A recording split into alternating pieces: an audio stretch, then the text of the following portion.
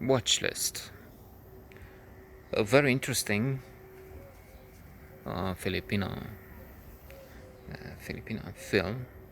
In fact, it might be. I think it said somewhere in the credits or that it's more than a co-production, and it's with funds from various places. But I'd say it's basically with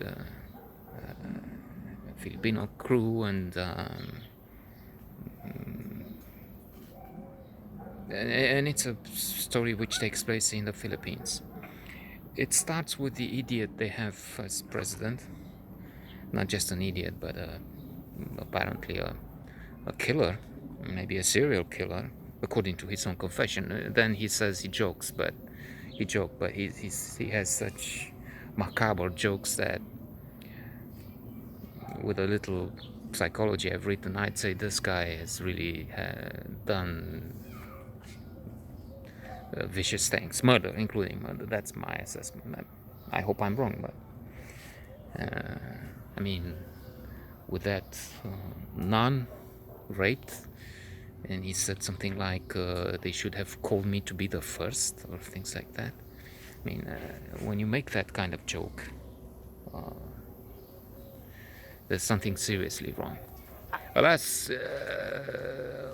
in his case, Trump, we have a lot of mosquitoes around, so I'm sorry. I mean, for the viewer that I don't have, I apologize. They bite once in a while, once too often. Bolsonaro, it's not Bolsonaro, but somebody else found this joke. Nero, like acts like Nero in Brazil. Trump, inconceivable, like in The Princess Bride. I mean, they're idiots and fools and have aspirations to be tyrants and to kill opponents and whatnot. But terrible as they are, what is more horrifying is the fact that they represent the aspirations, the thoughts, the ideals, desires of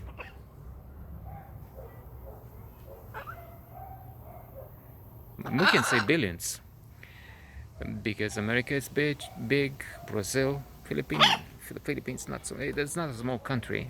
How much? 100 million, close. But anyway, they have the Chinese. They're not really free in the elections, but there's Modi, another idiot in India. Maybe a little. I mean,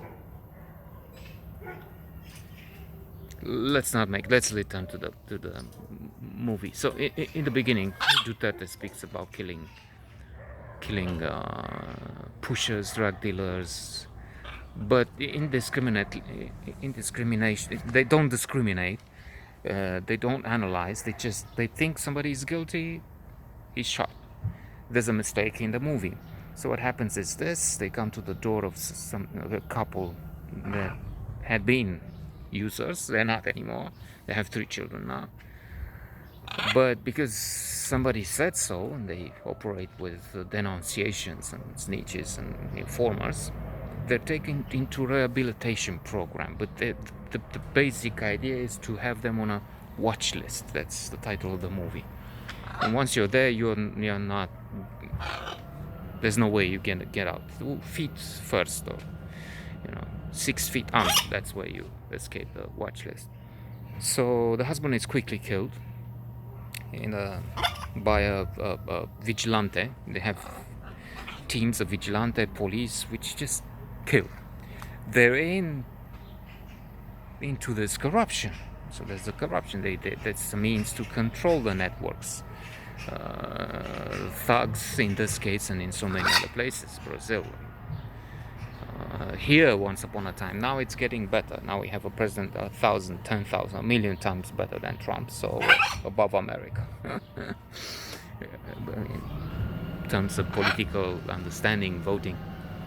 But we have to keep that way. I mean, we'll see if the red plague doesn't get the upper hand next elections. So he's killed, and she doesn't know what to do because she understands that he was just he can see the camera surveillance camera footage. Somebody calls them. They came on a scooter, bang, they shot him dead. So she's on the watch list because she used to be an addict, consumer. So she wants to be out, and she's trying to cooperate with the police. But what they want her to do, and they're pushing it harder, is to be a part of these death squads. So she becomes a killer. She learns how to shoot, and she doesn't want to do it. She's horrified, but she has three children, and she's evacuated immediately as soon as the husband is dead because she has no money. And furthermore, she's a suspect. I mean, they say, okay, but anyway, you're with the drugs, so what do I care? You're in the street. And they live in squalor. So eventually, she learns to shoot, and she has to kill. One guy she kills is an innocent student, and she's trying to revolt to say, okay, no more. But the policeman who took her in, and the killer, the professional killer who became her mentor, if you will, I mean, mentor with quotes, pushing her hard. It's a tragedy. It's horrifying. It's what happens. It's based on a true story. Let's say from the beginning, and we know. I mean, they have the speech. It begins with the speech of the idiot, and I'm also aware, so far away here, that he also said, "Yeah, I mean, I killed those guys." It's in that speech. They either reform, or we just.